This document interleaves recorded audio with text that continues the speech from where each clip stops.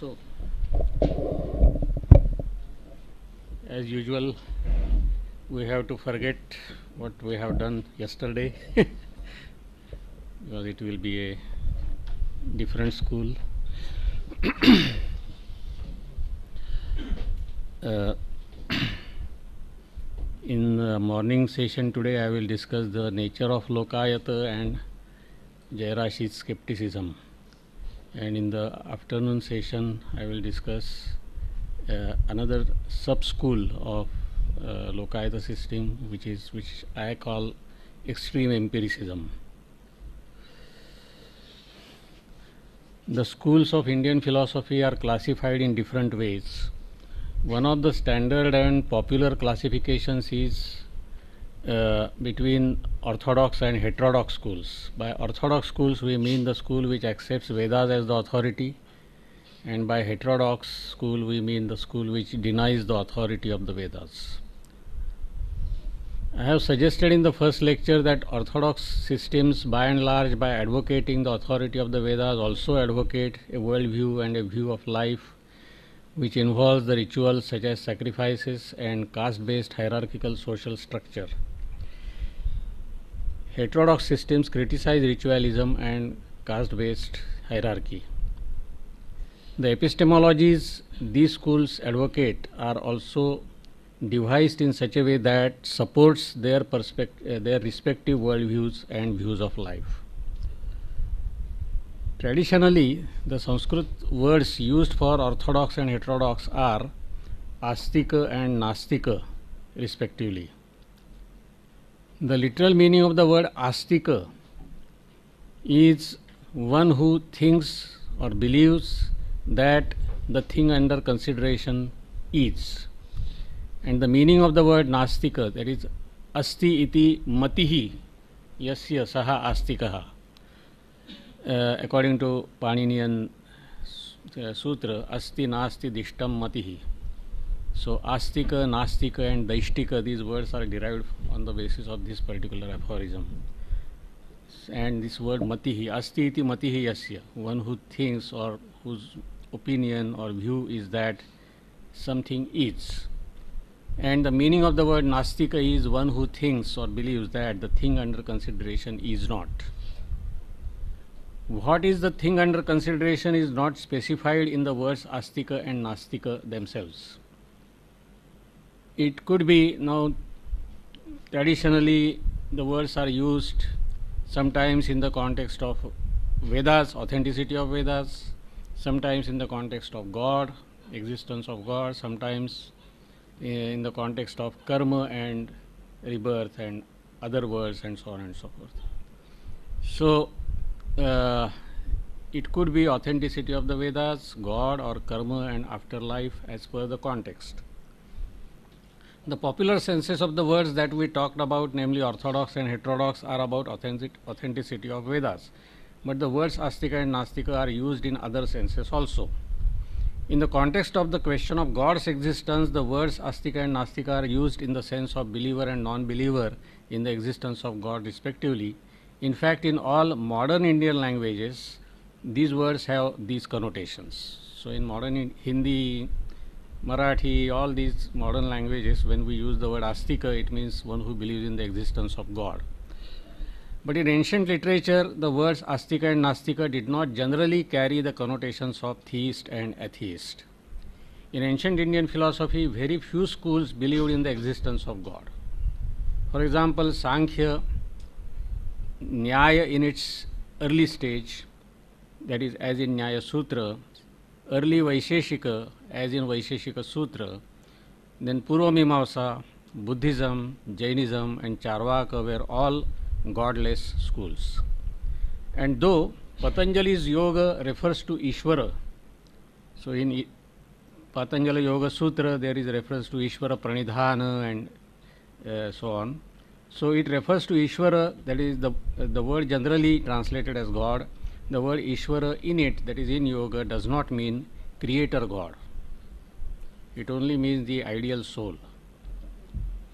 But all these schools except Charvaka would call themselves Astika in the sense that they believed in karma, life after death, and other worlds. That is, if you ask a Buddhist and whether he is Astika or Nastika, he would say, I am Astika. Similarly, if you ask a Jaina whether you are Astika or Nastika, he will say, I am Astika. Well, in what sense? Because we believe in karma, rebirth, other worlds, and so on and so forth. And according to them, one who does not believe in karma, rebirth, and so on and so forth, he is Nastika. So the point relevant for us is that Charvaka school of Indian philosophy can be called Nastika, that is non-believer in all the current senses of the term. It did not believe in the authenticity of Vedas, it did not believe in the existence of God, it did not believe in the doctrine of karma, life after death, and other worlds. For this reason, the Charvaka philosopher was called Nastika par excellence, Nastika Shiromani. In Sarvadarshana Sangraha, Charvaka is described as Nastika Shiromani. But this did not mean that Charvaka was a nihilist and absolute non-believer, because he did accept the possibility of happy life in this world. So he had certainly a positive and constructive approach to life in this world, although about the possibility of other worlds, he had a negative approach. So a secular, this worldly way, he did accept the possibility of happy life in this world, a secular, this worldly way of life. This character of the Charvaka school is reflected in its traditional nomenclature, Lokayata. In the compound word Lokayata, there are two words, Loka and Ayata. The word Loka here means world, rather this world. The meaning of the word Ayata, relevant in this context, is restrained, controlled, or limited. The word Lokayata now means restrained by this world. This can be interpreted as limited by the belief that this is the only world, or limited by this worldly approach. This etymological interpretation clearly reflects the focus of the Charvaka on this world and disregard for the belief in other worlds. Of course, the word Lokayata has been derived in different ways. Devi Prasad Chattopadhyay, for example, interprets Lokayata as Loka means people and Ayata means spread, and this is one of the popular meanings of the word Lokayata. But I have discussed these issues in my book, and I have come to this conclusion that the best interpretation of the word Lokayata will be this, that is limited by this worldly approach. Another important identification of Charvaka school is that it is a reason-centric inquiry. The word used for such an inquiry in ancient Indian literature was Anvikshiki. The word Anvikshiki is derived from Anu plus Iksha. Iksha means to see and Anu means after. So after seeing, after experiencing, which means it is similar to Anumana. Mana, cognition, and after cognition. Similarly, Anu Iksha means after perceiving a thing, you give thought to it, you apply reasoning to it.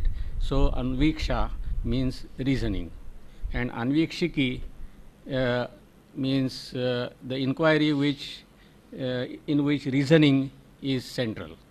So Anviksha means cognition which follows perception, that is inferential cognition or the cognition based on reasoning. Anvikshiki in this sense is the inquiry based on reasoning. Kautilya, the political thinker of 1st century BCA, is known to have included Lokayata under Anvikshiki. In his work Arthashastra, he enumerates 4 faculties of knowledge, that is 4 vidyas, which a king should have expertise in.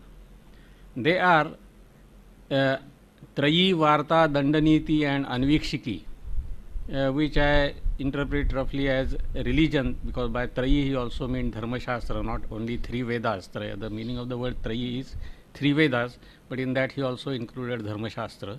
Then economy, Varta, which includes agriculture, commerce, and cattle keeping. Then Dandaniti, polity, and the reason-centric inquiry, Anvikshiki. So these are the 4 vidyas, 4 disciplines which a king, that is a would-be king, should learn according to Kautilya. Under the reason-centric inquiry, he mentioned, now what is Anvikshiki? Kautilya just said, Sankhya, Yoga and Lokayata is Anvikshiki. That means at the time of Kautilya, the reason-centric inquiries which were known to Kautilya, they were three, Sankhya, Yoga and Lokayata.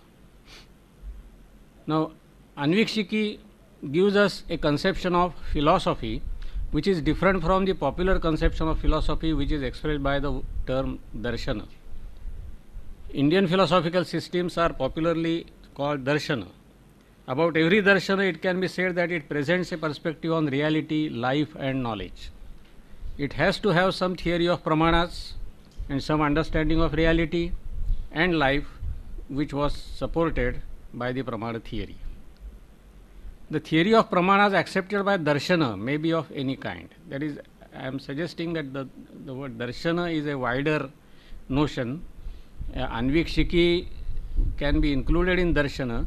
That is, Anvikshiki, every system which comes under Anvikshiki is a Darshana, but every Darshana is not necessarily Anvikshiki. So, it may assign centrality to, a Darshana can assign centrality to experience and reason or to dogmatic adherence to scriptures. In this sense, Darshana could be a rational inquiry or a religious inquiry, faith-based inquiry rather than reason-based inquiry. What Kautilya called Anvikshiki, however, was a rational inquiry. It is interesting to see how Sankhya, Yoga and Lokayata, which Kautilya has called Anvikshiki, are reason-centric, that is how they attach importance to reason. Here it should be noted that what Kautilya calls by the term Yoga refers to Nyaya Vaisheshika system and not to Patanjali's Yoga system. Because at that time Patanjali's Yoga system was not there at all. Of course, the word Yoga was sometimes used in the sense of spiritual practice, but the word also had this connotation, and this is what some scholars like Phanibhushan Tarkavagish and Devi Prasad Chattopadhyaya have pointed out, that the word Yoga which Kautilya uses while enumerating Anvikshiki does not mean yogic practice or this theory of yoga in the sense of kind of spiritual practice, but it means Nyaya Vaisheshika system.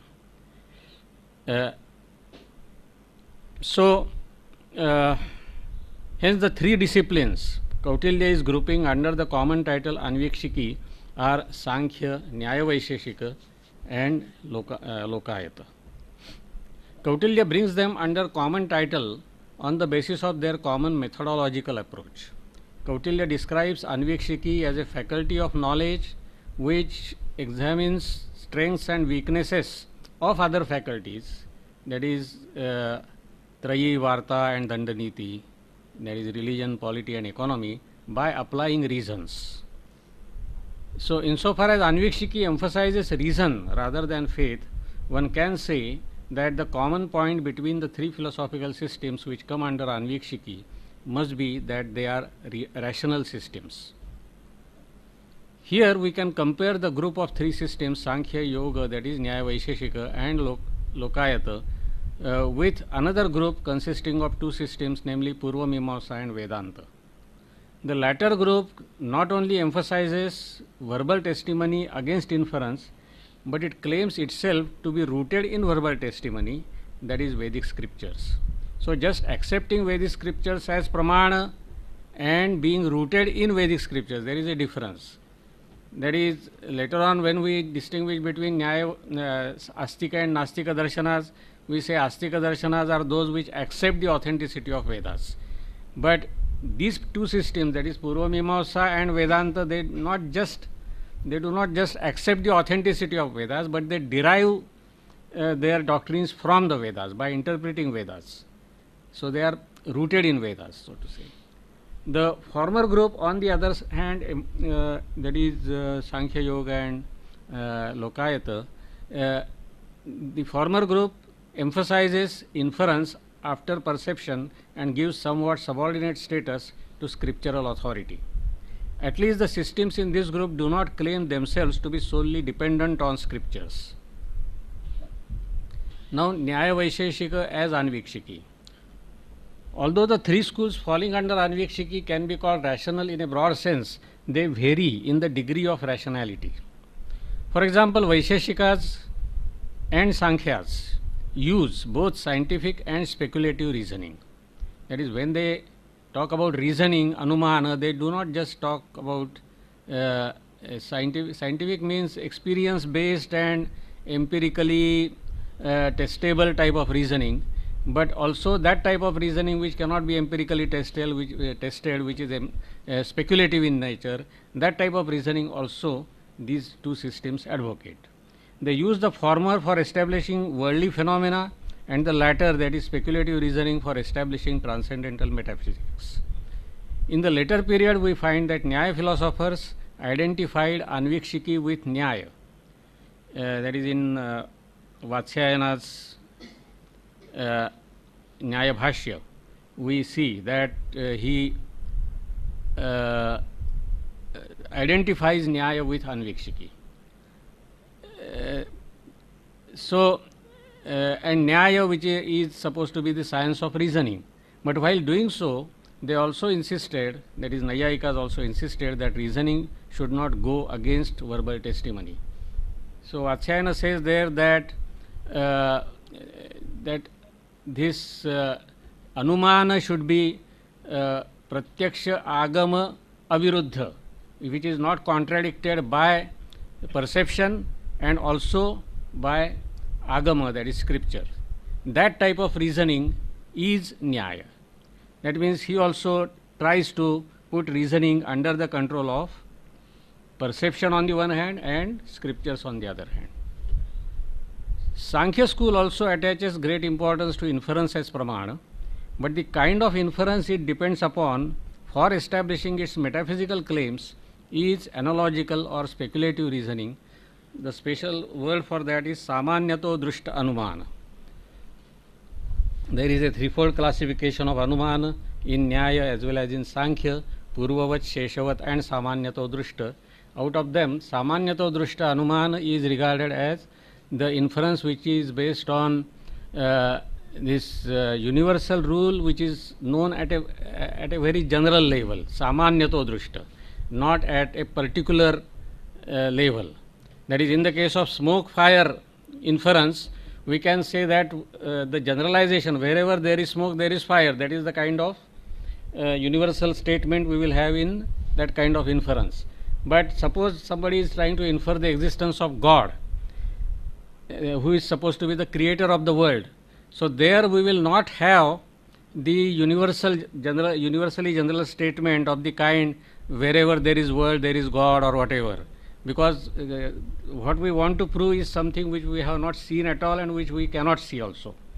So the universally general statement that we will have in that type of inference is that every product has a producer, every product has a creator. For example, this table, pot, etc. So the universally general statement will be of a more general kind. There you can use only the word like creator, producer, and the examples will be the potter, sculptor, and so on and so forth.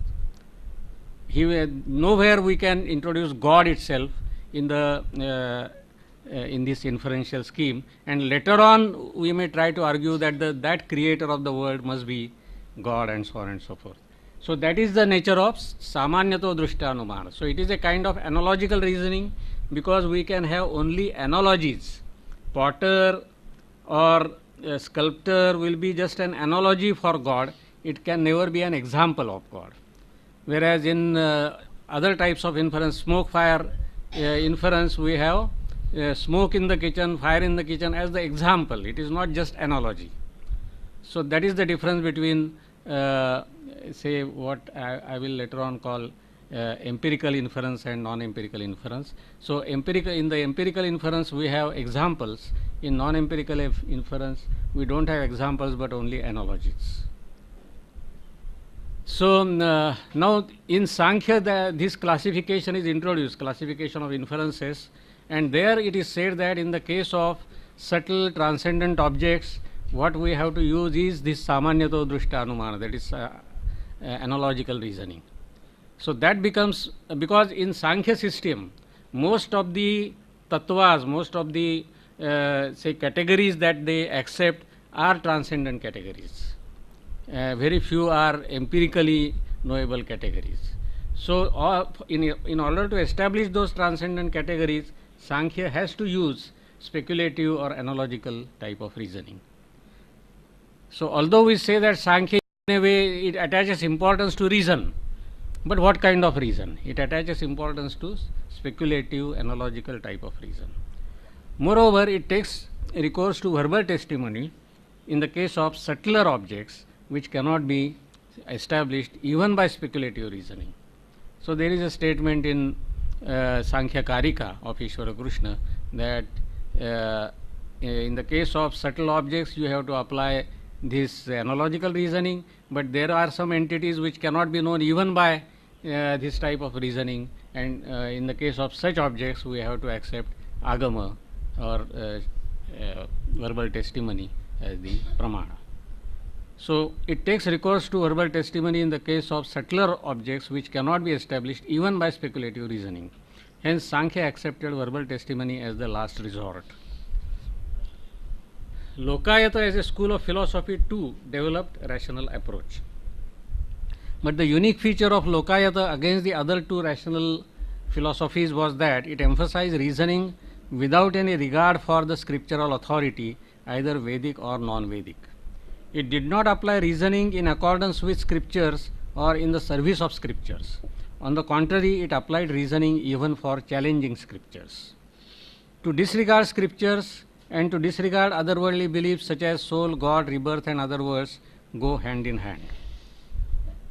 Lokayata in this sense could be understood as a rationalist philosophical movement which attempted to solve individual and social issues merely on empirical, rational and practical grounds without taking recourse to religion. Kautilya seems to have respect for such a rationalist philosophy, as a result of which he included it in Anvikshiki. So for Kautilya, even such a discipline one has to study, and not just religious or disciplines, but also purely secular reason based discipline such as Lokayata. The other schools of philosophy criticized Charvaka as nihilistic, having no concern for values. They believed that morality cannot be justified without accepting transcendent entities such as karmic results, other worlds, soul and God.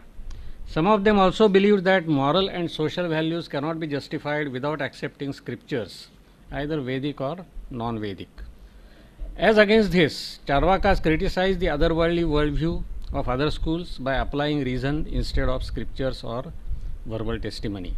But from this, it would not be correct to infer that all philosophers of Charvaka school must have used common method of reasoning. So, although we just say that they emphasize reasoning, they are argumentative in general, but that does not mean that all Charvakas will argue in the same way, or they will use the same types of arguments or same type of methodology. We find in the history of Lokayata Charvaka school of thought that different Charvaka philosophers used reasoning in different ways for countering otherworldly view. This seems to have given rise to different sub-schools of Charvaka Lokayata school of philosophy. I am using the words Lokayata and Charvaka interchangeably, but I will not. I have elaborated on the word Lokayata, but on the word Charvaka I will not elaborate, because there is no point in doing that. The different sub-schools of the Charvaka Lokayata school that we are going to consider here are the result of epistemological diversity. We do not see an equally great diversity in their ontological or axiological views. So different schools of Charvakas seem to have a common ontological and axiological approach by and large, but the epistemological approach seems to be different. It is this epistemological diversity with which we are concerned in today's and day after tomorrow's talk. This epistemological diversity can be understood in terms of their views concerning pramanas. So we have cognitive skepticism, according to which there are no pramanas at all. Within Lokayata school, we have these four epistemological approaches. The second is extreme empiricism, according to which perception is the only pramana and there is no other pramana. The third view will be, which I have called positivist empiricism, that is perception and empirically testable inference are pramanas. And the fourth view I call common sense empiricism, that is perception and commonsensical inference are pramanas. So how we can distinguish between these two types of inferences, that we will discuss in the day after tomorrow's lecture. So cognitive skepticism, there are no pramanas. As we have seen, all the systems except Charvakas believed in otherworldly metaphysics and value system. Since establishment of such a metaphysics and value system was the main thing for them, they employed the whole pramana system in the service of them. When the non-Charvaka systems accepted perception as pramana, some of them accepted extraordinary perception or extrasensory and extramental perception along with it, which made room for the knowledge of mystical and occult phenomenon. When they accepted inference as pramana, they accepted not only this worldly empirical objects to be knowable through inference, but also otherworldly trans-empirical objects. They also accepted verbal testimony as pramana for proving such trans-empirical entities such as heavens and heavenly beings and our obligations towards them. As a result, some Charvakas were critical about the whole pramana system. They questioned the possibility of knowledge through pramana. This gave rise to the skeptical stance of the Charvaka school. Lokayatikas were often called negative debaters, Vaitandika. Yesterday I talked about these three types of debate, friendly debate and two types of hostile debate, that is where winning and losing, I mean both the parties have their own position and they try to refute the other position, and lastly between the two parties, one party has a position, the other party does not have its position at all, it tries to refute the position of the other party. This third type is called Vitanda type of debate, and we find in Pali Buddhist literature and in Jaina literature that these Lokayatikas are blamed as Vaitandikas. They use Vitanda as their method. They only criticize others, they don't have their own position. That is a part of criticism, and from this it cannot be concluded that all Lokayatikas were actually like that, because it is quite possible that they had their arguments, but they were not worthy of consideration for the opponents, and therefore they thought that they have no arguments at all. But it is also possible that there might have been some Lokayatikas who tried to challenge all pramanas, and they said that I mean we are Vaitandikas, okay. I mean we will only refute your position and we will not present any argument as our own argument at all. So there might have been skeptics in Lokayata circle. So it was claimed by the opponent that Charvakas took pleasure in refuting others' positions without affording any position as their own. And though this is not true about Charvakas in general, in the history we do find the philosophers like Jayarashi, the author of Tattvopaplava Sivha, who denied even perception as the authoritative means to knowledge and still declared his legacy to Brihaspati, the so-called founder of the Lokayata system. This of course we are going to discuss in detail But now at present I am just giving a brief explanation of all the four sub-schools. Then extreme empiricism, according to which perception is the only means to knowledge. There were some Lokayatikas who held that perception is the only means to knowledge. They thought that the main culprit in positing the transcendent entities like soul, God and other worlds is inference and not perception. We may discard the so-called extraordinary perception, but it is not necessary to discard even sensory perception. Rather, it is necessary to assert it. However, inference as a means to knowledge is not acceptable. The position that only perception is pramana and no other means to knowledge is pramana can be called extreme empiricism. This is the popular version of Charvaka empiricism and is found in the works like Sarvadarshana Sangraha. So, many times you will find that this is the official, people would say that this is the official opinion of Charvakas, that only perception is pramana and there is no other pramana.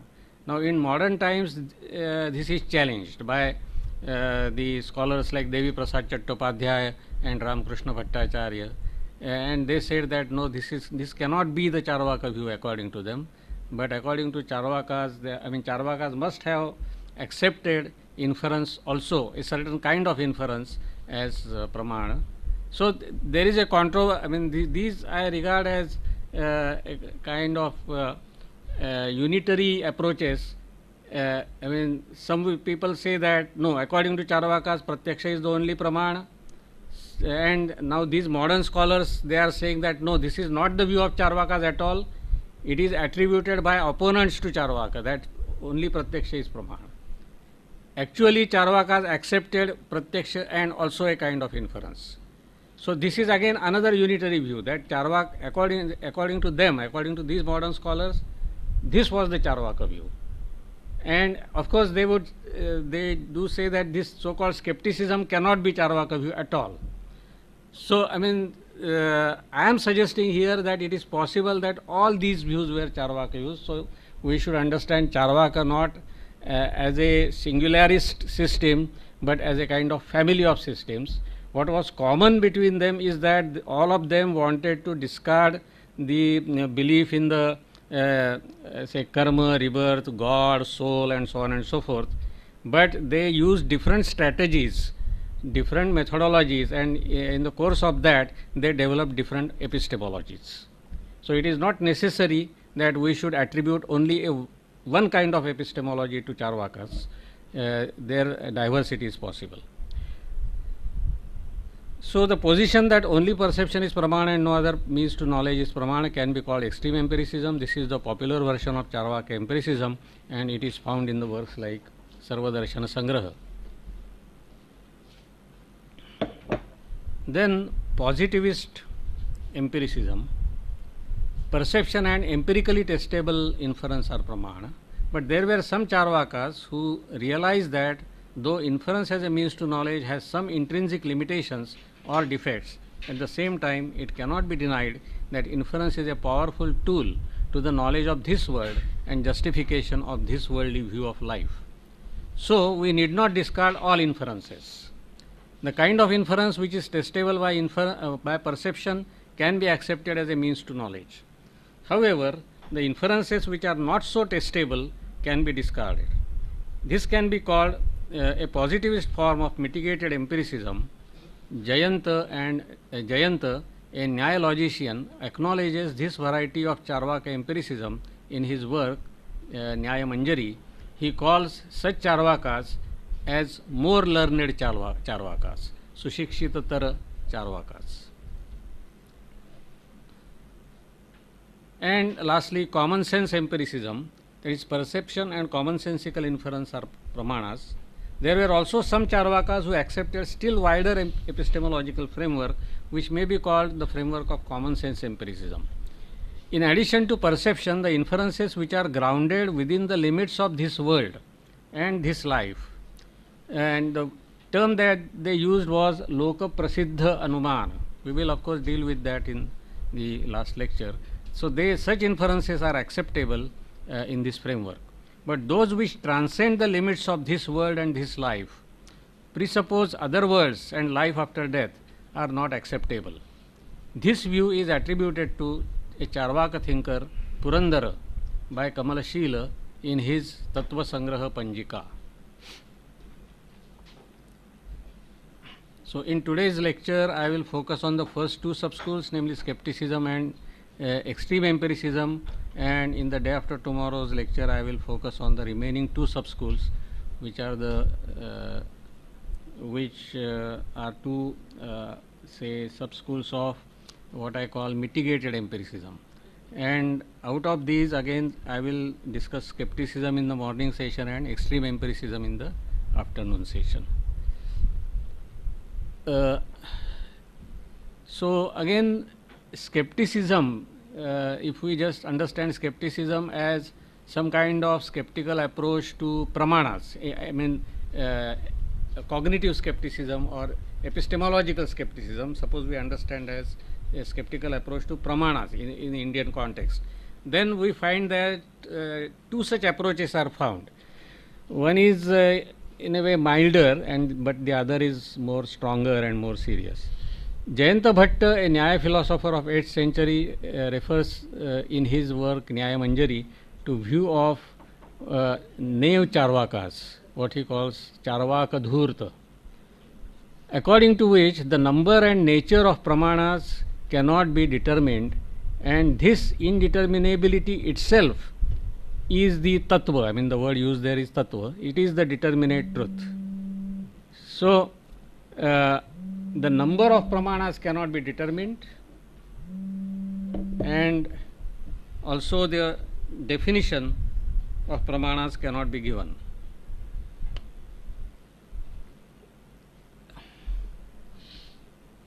Now, this is the view of Charvaka Dhurtas according to Jayanta Bhatta. According to this view, different pramanas get fused with each other in a piece of knowledge such that we cannot identify any specific pramana of which it is the case. So, given any piece of cognition, piece of say knowledge, which pramana under which it can be counted, I mean, it is not possible to decide according to these Charvaka Dhurtas. This objection refers to anarchy in the realm of pramanas, but it does not question the very possibility of knowledge. But when we come to Jairashi's skepticism, we find that even the possibility of knowledge is questioned. A more radical and systematic version of skepticism is found in the work A Lion Devastating All Principles, Tattva Upaplava Simha, of the 8th century philosopher Jairashi Bhatta. Jairashi, in the beginning of his work, quotes Lokayata aphorisms which are popularly known as materialist, but he interprets them as the expressions of ontological skepticism.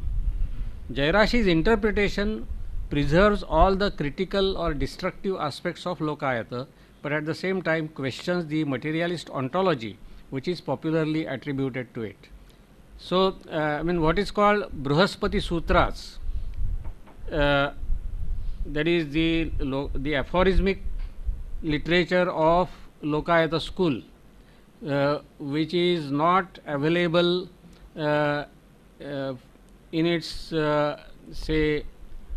finished form, but in a scattered way different aphorisms are found, and Ramakrishna Bhattacharya has tried to collect them and rearrange them and try to decide which can be the authentic aphorisms and which may not be the authentic Bruhaspati's aphorisms. But of course, some of the aphorisms were there before Jairashi, and he quotes those aphorisms in which it is said that there are 5 elements: earth, water, fire and air, and all cognition arises, I mean sense organs also arise from, and objects, sense organs, objects and all cognitions arise through the combination of these 4 elements: earth, water, fire and air. So these are the aphorisms. after quoting it, Jayarashi comments on them. He tries to interpret them in a very different way. He says that by saying this, Bruhaspati doesn't want to say that these are really the elements. He is only referring to what people accept to be the elements. And he actually wants to say that even these elements cannot be proved on the basis of pramanas, what to say of others. So this is a very different type of interpretation. Whether as an interpretation it is correct or not, that is a different thing. I mean, this is how Indian philosophy has developed through correct and incorrect interpretations. That is, you will in Vedanta, for example, the same Upanishads, the same Brahma Sutras are interpreted by different Vedanta philosophers in such a way that different Vedanta schools have emerged from that. So absolute dualism also is derived from the same Brahma Sutras, and non-dualism is also derived from the same Brahma Sutras. So, I mean, this has been the tradition, although I am not very happy with it, but this has happened in Charvaka also. Otherwise, it should not have happened in Charvaka. Jayarashi should have said that why should I accept Bruhaspati? So Bruhaspati might have held materialist position, but I disagree with Bruhaspati. Sometimes he says that I am going beyond Bruhaspati. I mean, even some of the ideas that I am presenting might not have occurred to Bruhaspati also, but I am presenting them in this book. So, I mean, he has this kind of idea that he is going beyond Bruhaspati, but here he is saying that Bruhaspati himself did not mean materialism, but he himself wanted to question all the pramanas. So, in this way, he through his this kind of interpretation, he tries to present. So, at the same time, he shows his legacy to Bruhaspati, that means materialist tradition or this worldly tradition. I will not say materialist tradition, the tradition which emphasizes this world and discard other worlds. So, he is expressing his legacy to that kind of tradition, and at the same time he is interpreting it in a skeptical way. So, there are some negative elements Jayarashi's interpretation shares with Lokayata, namely denial of God, soul, other worlds, rebirth, ritualism. This is what Charvaka or Lokayata denies, and Jayarashi also denies all of them. But there are some positive views which are popularly attributed to Lokayata, which are not accepted by Jayarashi. That is the existence of four elements, earth, water, fire and air. According to Jayarashi, even they cannot be proved. Then perception as the only pramana. Jayarashi says that even perception cannot be established as pramana. The thesis that consciousness arises from the four elements. Now, he does not express his acceptance of this kind of doctrine, this materialist doctrine, but in a negative way he supports it, that you cannot establish consciousness independently, arising independently of body. So, this negative part, that you cannot establish consciousness as arising independently of body, this he asserts, but he does not assert that yes, consciousness arises from the combination of four elements. And lastly, the doctrine that body is the self, Dehatmavada. Jayarashi does not assert anywhere this doctrine. According to Jayarashi's interpretation, the Lokayata philosopher Bruhaspati does not intend to assert the existence of the four material elements. He is only reporting what is accepted among the people. What he intends to say that even the existence of these four elements cannot be established, what to say of others. Jayarashi then presents a formula which initiates his exercise in cognitive skepticism. Now, what is Jayarashi's formula? Jayarashi's formula highlights the logical relation between epistemological skepticism and ontological skepticism. He states an ontological element is established through pramana, and a pramana is established through its proper definition. So, the aphorisms are man सल्लक्षण निबंधनम मान व्यवस्थानम मान निबंधना च मेय स्थिति. So mana means pramana, pramana vyavasthanam, the establishment of pramana is dependent on sallakshana, right definition. So you should be able to define pramana properly, only then we can accept pramanas. And mana nibandhana cha meya sthiti, the existence of meya, meya means knowable, the existence of a knowable can be established only on the basis of pramana.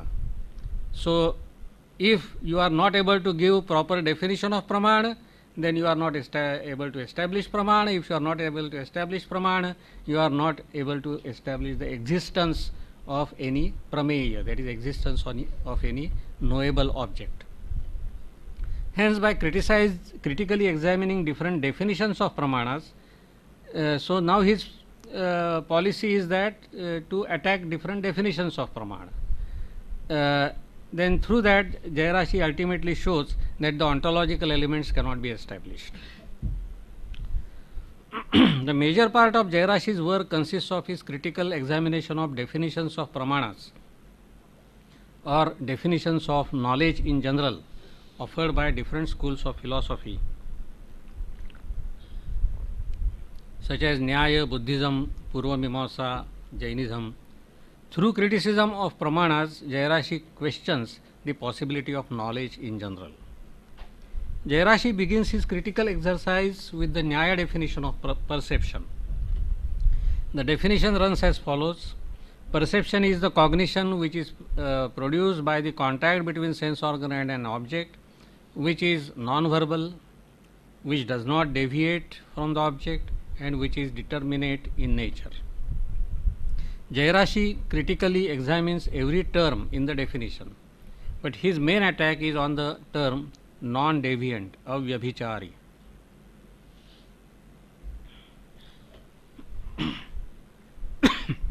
Jayarashi considers different possible meanings of the term avyabhichari, that is non-deviant, and criticizes the definition under each interpretation. If the expression the perceptual cognition is non-deviant simply means that the object of the cognition exists, then the question arises, how do you know that the object exists? If the answer is on the basis of the perceptual cognition, then the argument will be circular. Now, if one says that the perceptual cognition can be decided to be non-deviant on the basis that it is caused by non-defective sense organs, then according to Jayarashi, the question arises, how is the non-defectiveness of sense organs known? It is of course not known by perception. If it is inferred from the true perception of the object itself, then it is a clear case of circularity. I am just giving some specimens of his argument. I mean, he goes in great details, but it is not possible to talk about those details. If on the other hand, the term non-deviant is taken to mean that which gives volitional success, pravritti samarthana, that is, if on the basis of the cognition some action is produced, and if that action is successful, that is, suppose I perceive water, I go to the place, then I try to drink it, and that my action is successful. On the basis of that, I decide that my cognition of water was real. So that is the idea of volitional success. Then, apart from other objections, Jayarashi raises the question whether this characteristic of a true cognition is known or not. He asks, if it is unknown, how do you say that it is? And if it is known, then how do you know that this knowledge satisfies the condition of being non-deviant? That is, the idea is that in the process of understanding what is knowledge, the idea of knowledge is presupposed, and so the question is, unless you know, you cannot decide what what knowledge is, and there is a kind of inbuilt petitio principii involved in that. Purva Mimamsa definition of pramana, particularly the one prescribed by Bhatta school, has two major elements. Pramana is a cognition which is not falsified or not sublated by other cognitions. And secondly, pramana is the cognition of the object which is not already cognized, agruhita grahi. The first element may be called non-falsification element and the second as novelty element. Non-falsification as the defining feature of pramana is questionable according to Jayarashi because a cognition does not become true simply because its falsifying cognition by chance does not arise. The possibility of its falsification cannot be ruled out by simple non-occurrence of falsification. So here we have to distinguish between abadhita, not falsified, and abadhya, that is not falsifiable. So in order to show that a cognition is pramana, we have to show that it is not falsifiable, not just that it is not falsified, and this is something which we cannot show. With regard to the novelty as defining feature of pramanahood of a cognition, Jayarashi points out that there is no reason why out of two cognitions of a single object arising in sequence, the first should be regarded as authentic and the second as inauthentic simply because the first occurs first and the second afterwards. Because in such cases, when there is you have two cognitions of the same object, then according to Mimamsakas only the first cognition will be regarded as pramana and the second cognition which just repeats the same object will not be regarded as pramana. So Jayarashi is questioning that. The novelty element in Mimamsakas definition is also the element in the Buddhist definition of pramana. But Buddhists, as Jayarashi shows, have to face additional difficulty because of their doctrines of momentariness and that of the radical difference between the objects of perception and inference. Due to these reasons, no two cognitions can have the same object. That is, the cognition of perception and cognition of object of perception and object of inference, they themselves are different according to Buddhists. And secondly, when we are talking of objects of perception, every object is momentary and therefore every cognition will have novelty. So what is the point in saying that the cognition should be novel? So novelty cannot be, I mean it will be redundant to say that a pramana type of cognition should be about a new object. In this way, by criticizing the conceptions of pramana given by all major epistemology schools, Jayarashi doubts the possibility of knowledge in general. He raises a basic question about the concept of knowledge as true cognition and shows by his critical apparatus that no cognition can be determined to be true. Here it is to be clearly noted that by saying that no cognition can be determined to be true, Jayarashi does not mean that every cognition is necessarily false. As he denies the so-called knowledge, that is true cognition, he also denies illusion. That is, no cognition can be determined to be true and no cognition can be determined to be false also. What Jayarashi asserts with this is that no distinction can be made between true and false cognition. They are on par. From this, for him, every cognition has some object which according to him the content of that cognition, but from this it does not necessarily follow that the object of cognition also exists objectively. Here, when Jayarashi, like many other Indian philosophers, uses the words like avabhasa, vijnana, jnana, buddhi, he only means by them cognition understood in truth value neutral sense. So we have appearances, we have cognitions, all right, and that every cognition has some object. That cognition that is the content of the cognition, but on the basis of that you cannot say that corresponding to that content there must be something in reality.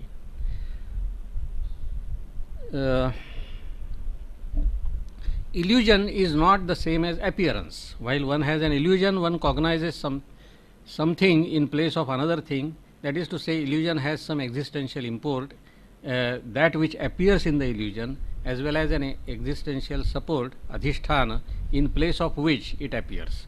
So if there is an illusion of snake in place of a rope, so we have we have the belief that there is a snake and in actuality there is a rope. But appearance may not have this duality of something appearing as something else. It may be just an appearance. Thus, while saying that no cognition can be proved to be true, we are not asserting that every cognition is an illusion.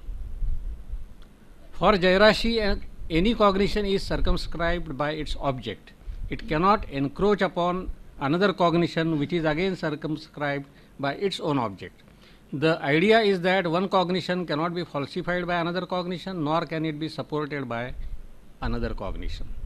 This also means that no knowledge claim can establish by itself the existence of anything beyond the level of appearance. I have already made some remarks about Jairashi's skepticism in the second talk when I compared it with Nagarjuna's refutation of all pramanas and also with a similar skeptical argumentation of Vedantin Sriharsha. As we saw there, though Nagarjuna and Sriharsha refute all pramanas, through this refutation itself, they try to draw metaphysical conclusions. Nagarjuna, through refutation of pramanas, tries to show the interdependent character or relative, that is non-essentialist character of the so-called knowledge and reality. Sriharsha, through refutation of pramanas, tries to draw our attention to pure consciousness as the ultimate reality, which is beyond the duality of knowledge and the knowable. The other way of distinguishing among the three skeptics is to compare their attitudes to empirical reality and ultimate reality, Vyavahara and Paramartha. Nagarjuna and Sriharsha both criticize the empirical reality by refuting all the means and objects of knowledge. At the same time, they have to accept the empirical reality as conventional reality, which is necessary for the possibility of intellectual philosophical exercise leading to knowledge of ultimate reality, which is the ultimate goal of life according to them. Both of them accept empirical reality as having instrumental value for reaching the ultimate reality, though the nature of ultimate reality is different according to them. Jairashi differs from both of them in an important way. Jairashi approves of the worldly practices, Vyavahara, but does not try to give any justification of them. According to him, if one reflects upon them philosophically, one does not reach any essence or ultimate truth. It is therefore advisable, according to him, not to reflect upon them, but to entertain them at surface level. That is why he describes them as enjoyable insofar as they are not reflected upon. Avicharita Ramaniya. They are Ramaniya, they are enjoyable insofar as they are avicharita. You don't reflect upon them. If you start reflect upon them, then they will not remain Ramaniya. They will, you will have to, they will be immediately refuted when you try to reflect upon them, examine them philosophically. The skeptical refutation of the empirical reality which induces Nagarjuna and Sriharsha to transcend the level of empirical reality and embrace the ultimate reality does not induce Jairashi to do so. Rather, it leads Jairashi to deny ultimate reality, which he terms as tattvas, principles. That is why Jairashi entitles his work Tattvopaplava Simha, which means vigorous like a lion in the act of devastating all tattvas. Thank you.